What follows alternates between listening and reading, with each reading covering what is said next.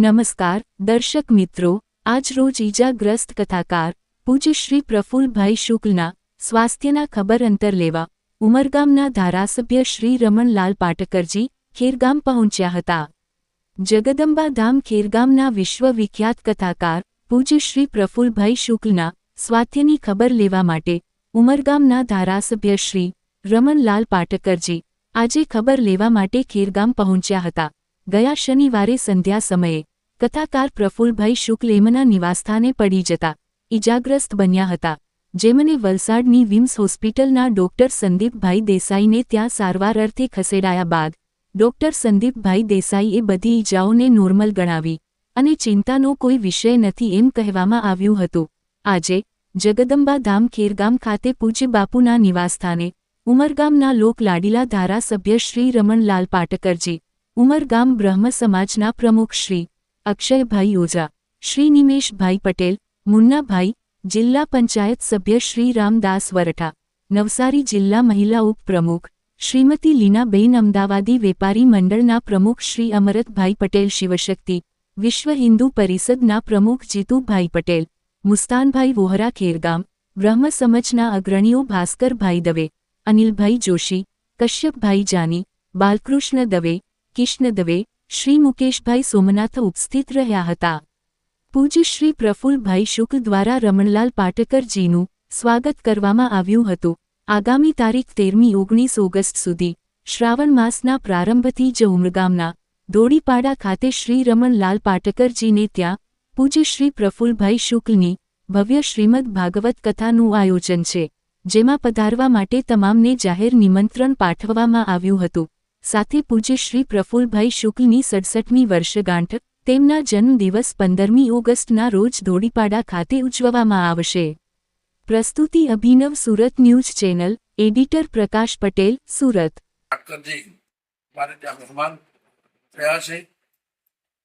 રમણભાઈ પાટકરજીના માટે તો એટલું જ કહેવાનું કે કલિયુગના અંદર પણ સતયુગનું દર્શન કરાવે તે રમણભાઈ પાટકરજી છે.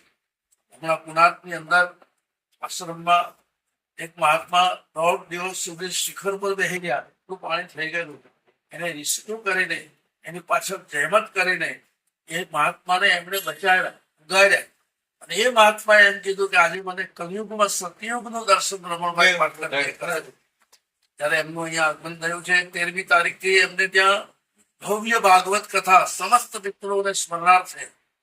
અને પછી આ કથાની વિશેષતા છે કે 52 ગામોમાંથી 108 જગ્યાએથી પોથી આવી રહી છે. આ પ્રસંગ ઉમરગામમાં ઇતિહાસ બને છે. આજ દિન સુધી આવી કથાનું આયોજન થયું નથી. એવી જબરદસ્ત કથા અમારા યુવા નેતા વિજય પાટકરજી જે કન્વીનર છે કથાના, અમારા અક્ષયભાઈ ઓઝા અને બધા સાથીદારોના સહયોગથી પણ રમણભાઈનું માર્ગદર્શન એવું છે. હું એમને ત્યાં જ્યારે પણ જાઉં છું ત્યારે જોઉં છું કે 200-300 માણસો તો એમ જ બેઠેલા, 200-300 જણા તો એની પાસે કઈને કઈ કામ લઈને આવેલા જ હોય અને બધાને વ્યક્તિગત બોલાવે, બધાને નામ લઈને બોલાવે. આ પ્રસંગે માન્ય શ્રી પાટકરજી બે શબ્દો કહેશે, પછી કશ્યપભાઈ બોલશે અને પછી અમારા ભારતીય જનતા પાર્ટીના યુવા મહિલા મોરચાના પ્રમુખ લીનાબેન અમદાવાદી જે અગાઉ તાલુકા પંચાયતના પણ ઉપપ્રમુખ રહી ચૂક્યા છે. રમણભાઈ ખેરગામ ખાતે વક્તા માન્ય શ્રી પ્રફુલ્લભાઈ અમને મેળવવા માટે આવ્યા છે. આવ્યા છે અને સ્વાભાવિક જયારે ગુરુ સ્માન સમાજ જતો, રાષ્ટ્ર જતો હોય તો એ ગુણ ધર્મના નાતે આજે એક વ્યક્તિએ નહીં પરંતુ સમાજને આદર્શ વિચારસરણી બુદ્ધિવાન જીવન જીવવા માટેની એક પ્રયાસ આપી રહ્યા છે, દેશ આપી રહ્યા છે. એવા આ ખેરગામનું નવસારી જિલ્લાનું રત્ન એવા માન્ય પ્રફુલ્લભાઈ, એમને મળીને સ્વાભાવિક રીતે વિચારશક્તિ એવી જ કક્ષાની હોય છે. સાંભળીને પણ અમારા જીવનની અંદર પરિવર્તનની દિશા મળે છે. એ ઉદ્દેશ સાથે આજે હું ખેડગામમાં આવ્યો છું. મારા સાથી મારી સાથે અહીંયા માન્ય શ્રી બ્રાહ્મણ સમાજ મતદાન તાલુકાના પ્રમુખ શિવભાઈ વિજાપણ ઉપસ્થિત છે. અમારા ડાયનિક સરપંચ અમારા પીસા ગામના એમને ઇતિહાસ રહી ગયો છે કે સમગ્ર સુંદર સમાજ છે તેમ છતાં પણ બહુમતી એમની અપરાયતી દ્રષ્ટિ કેવ તો કમસે કમ 15,000 વોટ લીડથી એ આગળ આવ્યા છે. તે લોકો આજે કહે છે કે અમને કામ કરતો સરપંચ મળ્યો છે. એમાં મંદિરશ્રી મનીષભાઈ પટેલ અમારી વચ્ચે મારા જિલ્લા પંચાયત અને મારા પ્રિય તરીકે સતત મારી સાથે રહેતા જિલ્લા પંચાયત માન્ય સદસ્ય શ્રી રામદાસભાઈ વડતા પણ થયા છે. ત્યાં મારા મહિલા મોરચાના અન્ય તાલુકાના પ્રમુખ પણ ઉપસ્થિત છે. દેવોએ પણ સ્વાભાવિક રીતે મારું સ્વાગત શ્લોક આપીને ગાઈને કર્યું છે. એને પણ હું આવકારું છું અને આશા રાખું છું કે આપણે બધા સાથે મળીને લોકોના જીવનની અંદર પરિવર્તન આવે એવા સદગુણ ઉત્પન્ન થાય. જીવન જીવવા માટેની પ્રેરણા આપે અને એ રીતે આપણે સાથે મળીને પ્રયાસ કરીએ એના પર સારા હોય છે. હંમેશા જ્યારે જ્યારે પણ મારા ગામે અલગ અલગ સુવિધાઓ તરાવ દર વર્ષે એમાં એ વાત એકવાર કુટુંબથી જે લાવ્યા હતા એ પણ ખુશ થઈ ગયા. ગયા વર્ષે બે પૂજા કરાવી હતી, કરાવી હતી. એમને પણ મને ઘણી વખત જ્યાં જ્યાં પણ બોલાવે ત્યાં જાઓ ને કે એમાં એકવાર મારી રાઓ બુદ્ધિનો વચન કેવું છે કે ભૂલીને જઈએ એટલા માટે પણ આનંદ રાખી પણ ખુશ થઈ ગયા હતા.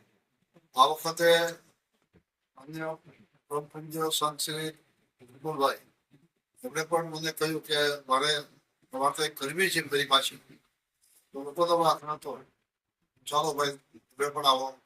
પણ આ વખતનું અનેરું વાતાવરણ બહુ સારું છે અને મેં એનું આયોજન રીતે ભવ્ય રીતે એટલે હું આશાવાદી છું કે તો હવામાન વિભાગે 12 ચૂંટણી ભાઈઓ વિસ્તારો વરસાદ બતાવ્યો છે. આપણે 2000 જેટલા તો ભણની અંદર રહી શકે એમાં જે બનાવીશું પણ અમારે વિચારસરણી છે કે બહારનો પણ એક મંડપ બનાવી વધારે વ્યવસ્થા પણ આપીએ. વ્યવસ્થા છે. જિલ્લા પંચાયત 8 સભ્યો છે. દરેક દિવસ એક સભ્યને એક જિલ્લા પંચાયત વારંવાર બાંધ્યા કે જેથી દરેક એનો લાભ નથી. આ રીતે નગરપાલિકા 2 વિસ્તાર તો વાપી વિસ્તાર અને વિસ્તાર બંને મળીને આપ્યો છે. એટલે બાકીનો જે વિસ્તાર છે જિલ્લા પંચાયત આયોજન ખૂબ સારું કર્યું છે.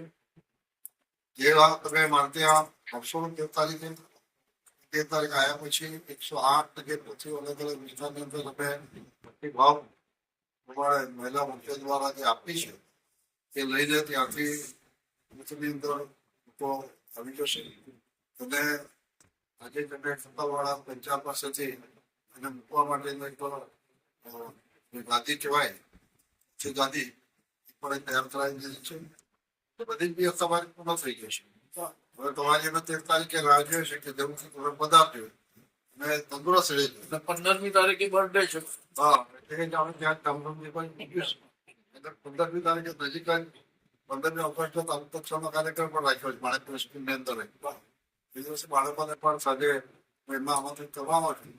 એ દિવસે ખૂબ મોટા કાર્યક્રમ થાય એ રીતે આયોજન થયું છે. સૌને ઘરે અમને આનંદ થયો. તમારી તંદુરસ્તી સારી છે, વિચારસરણી સારી છે.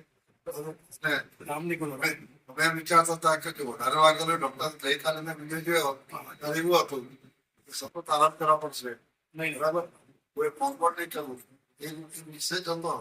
એટલે મેં વિચાર કર્યો પહેલા આપણે જઈએ ને તો ભાઈ બધાને આમંત્રણ કર્યું છે નહીં બોલી શકાય કે નહીં આવી શકાય એ પ્રશ્ન થશે તો વિચારવું પડશે. કીધું નહીં એટલે બાટલા ચડાવીને પણ કથા કરેલી છે શહીદ ચોકમાં. ગોવિંદભાઈ પાનવાલાએ કરાવી, ભજનના સ્થાપક.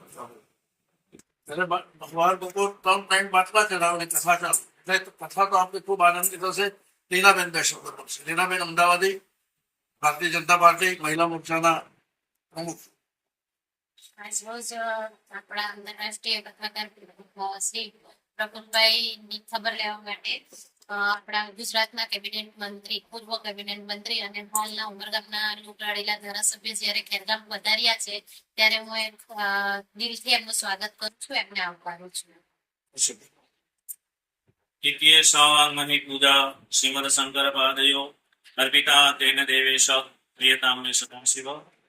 શનિવારે પરમાદરણીય પરમ પૂજ્ય બાપુ જે એમના નિવાસ સ્થાને પડી ગયા હતા, એમના ખબર કાઢવા માટે માનનીય ધારાસભ્ય શ્રી રમણભાઈ પાટકર સાહેબ જ્યારે અહીંયા પધારે છે એમના ખબર કાઢવા માટે, તો એમને એમના સાથે પધારેલા તમામ ભાઈઓનું અહીંયા અમે સ્વાગત કરીએ છીએ. તમામ ભૂદેવો દ્વારા એમનું સ્વાગત કરવામાં આવ્યું. આગામી 13 તારીખથી 19 તારીખ સુધી જે ભાગવત કથા થઈ રહી છે, તો એક બાપુએ કીધું એમ 108 જગ્યાએથી પોથયાત્રા લઈ અને સાહેબની નિવાસ સ્થાનેથી જયારે એક દિવ્ય પોથયાત્રા નીકળશે. 11મે મોહન ને મહાદેવ શ્રાવણ માસ ચાલુ થયો છે અને ભગવાન કૃષ્ણની કથા જયારે કરવા જઈ રહ્યા છે ને એમાં પણ સોનામાં સુગંધ મળે એવું 15 તારીખે બાપુનો જન્મદિવસ પણ આપણે ત્યાં ઉજવવાનો છે. તો તમામ ભાઈઓને, બહેનોને બધાને આમંત્રણ આપીએ છીએ કે આ કથાની અંદર પધારી અને તમારું કાર્ય સફળ કરો. અસ્તુ. ઓમ નમઃ શિવાય.